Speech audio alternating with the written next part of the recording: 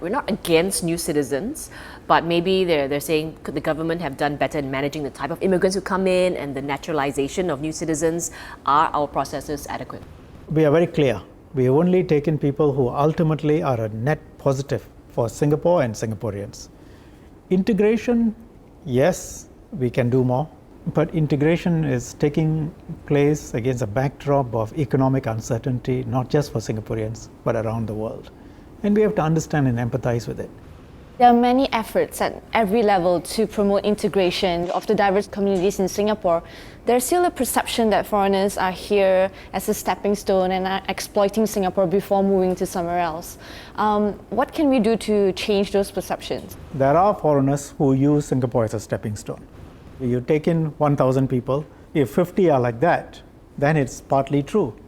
But 950 are contributive, they are grateful, 50 are cynical, they exploit you. When people come across that 50, they think that, this is negative consequence. Our task is twofold. One, to make sure that it's a very small minority. And second, try and explain to our people the general positive effects and that this is a minority. Generally, immigration in all societies today has caused fear. And so what the government is trying to do is fight against that internal fear. Bearing in mind it's not easy.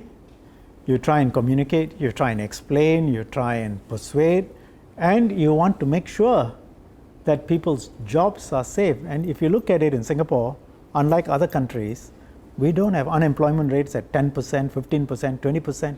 Finland, which everybody says is a model, 25% youth unemployment. You go to the university, you come out, 1 in 4 doesn't get a job.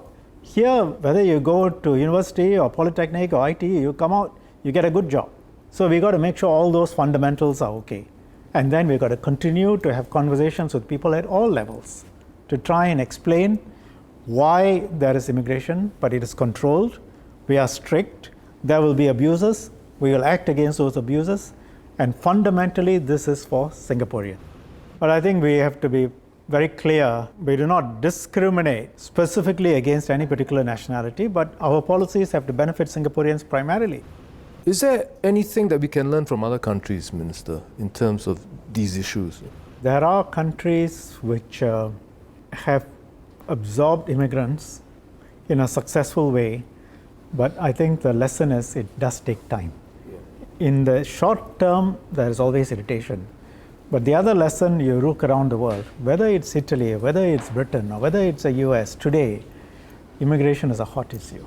Because when people feel that their own livelihoods are threatened, or their identity is threatened, then immigration has become a big issue with the economic slowdown. We are no different.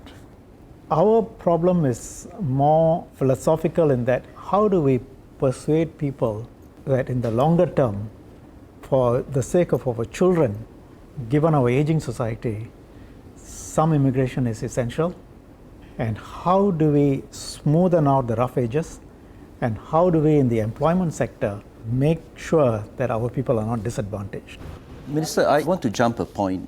I didn't particularly like the word foreign talent. By mentioning foreign talent, as a recipient of it, I felt that the local talent was actually marginalized. Fair enough, fair point. At least in 1998, 99. Yeah. And I went overseas for 4 years. But that mindset has changed. That mindset has changed recently.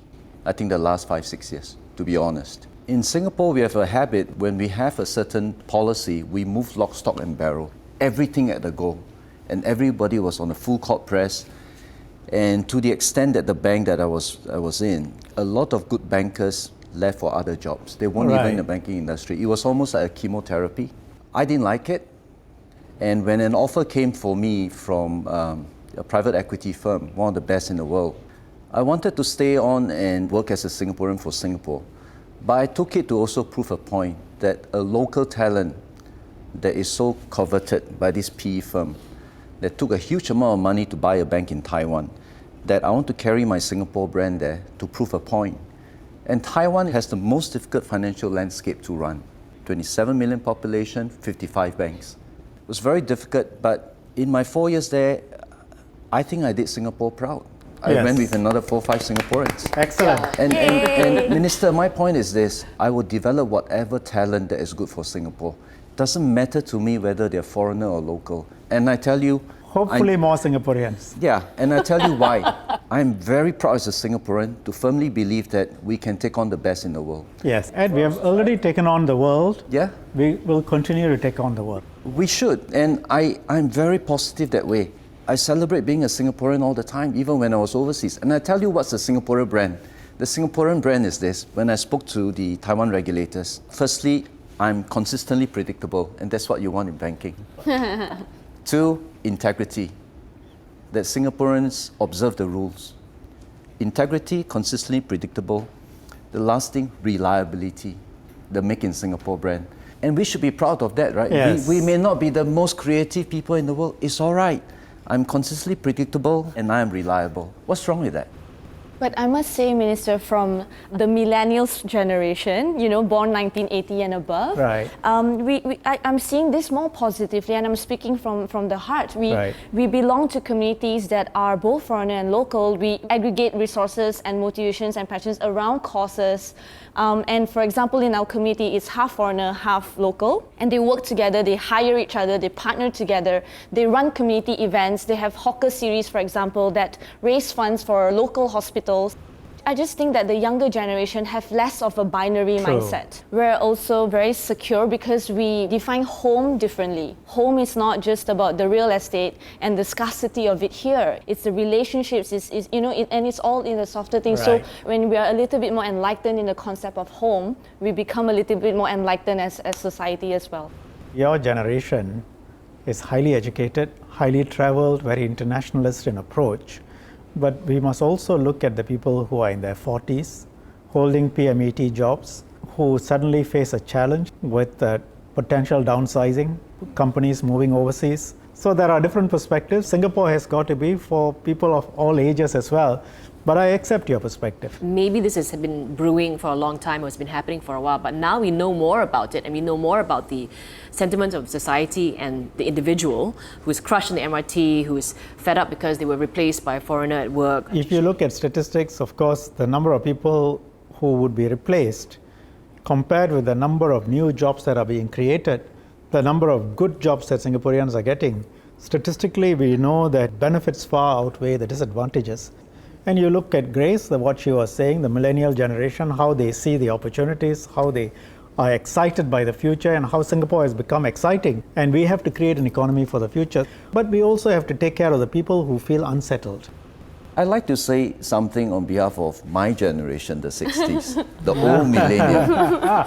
We are entirely... Baby boomers. Baby boomers. We are entirely confident of being a Singaporean. I know how my colleagues, some of them that lost out because of 97 financial crisis or 2008, the Lehman crisis. But we know what we are capable of doing. And some of them has gone overseas to work as well, to find employment. That passport carries you far. Yeah, let's be a bit more reflective, be a bit more sensitive to the needs of our fellow Singaporeans.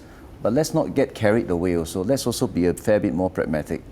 There are about 700 financial institutions in Singapore. A lot of them are foreign. If we tell them, you have a cap, you have this, you have that, and they are being marginalized, they won't come. It's just like if you're DBS investing in New York, and the Americans tell you, you can't bring your own, or I limit you on your own Singaporeans, why would you invest there? My mindset is different. I walk around, when I look at my foreign partners, I look at myself as being quite proud that I'm a Singaporean, I'm employing them as a country. Yes. That's a paradigm shift that we need to make. Instead of looking at our own toes, or looking at ourselves wanting our cake and eat it. But our people must be confident that the government and the society will protect them. Yes. I think that is something we need to be very clear about. But at the same time, Minister, I think Singaporeans should not come across as being anti-foreigner. We are built on the idea of being a global city, hub for everything that we want to do, business, private sector, social sector, and we portray by the media outside Singapore as being unfriendly to foreigner. Then I think it will not do us good. At the same time, we cannot always depend on government to do everything. Do you think our government is doing too much? I'll tell you why. I'll tell you why. When I ask a Taiwanese entrepreneur, what do you want the government to do? He say, I don't want them to do anything. Stand out of the way. 不要挡着我的财路. That means don't block the path to wealth. and glory. Yeah? When I speak to a Singapore entrepreneur, they say, I don't know what EDB or our star can do for me. What subsidy can they give me? Are we trying to do social engineering to the last degree? On one hand, Singaporeans are complaining that government not doing enough, too much, and then you're saying we're doing too that, much. that the citizens of Singapore are so reliant, and therefore, if I don't get it, I complain. Well, I'm just saying it because I feel that there's another group of Singaporeans with what we have. We are very comfortable. Well, not the creature's comfort. To be flippant, no Singapore not the minister creature's can comfort. afford to say we are doing too much. Since this is a program, you have the liberty to say that are we doing too much? Average Singaporean needs to feel that government, the large companies are on their side. If they believe that and they trust us, then I think they will understand all the other things. Sometimes they feel, well, you're really not on my side. And that is, I think, the key issue. The rationale for this policy is actually to benefit Singaporeans.